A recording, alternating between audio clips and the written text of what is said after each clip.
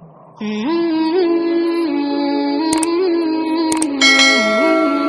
Muslims, we are very backward as far as media is concerned.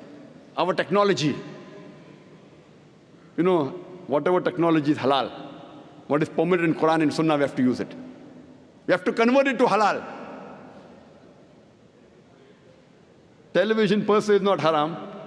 I do agree, 99% things that come on television is haram. We have to convert the haram into halal.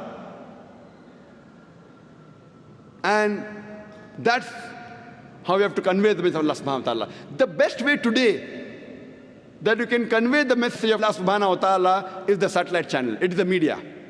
At least we can give shahada, we can tell on the day of judgment to Allah subhanahu wa ta'ala, at least we tried our level best to let the message of Islam reach every home, or at least as many homes as possible. And alhamdulillah, summa alhamdulillah, since 3.5 years after the launch of Peace TV, now the viewership of Peace TV is more than 100 million. Alhamdulillah.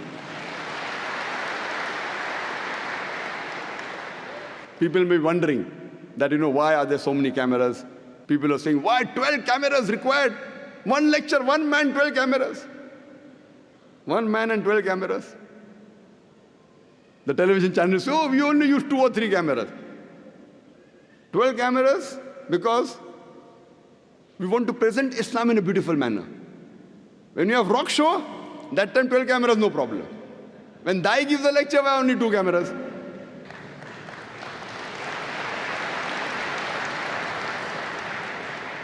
See, today is the age of science and technology. When we want to convince the youngsters, the media is taking them on the wrong track. We have to use the same media to get our youngsters on the right track, from wrong track to the right track. And believe me, we know, I agree, that majority of the media is haram. But as long as we don't break any rule of the Sharia, of the Qur'an and Hadith, we can use this media to the benefit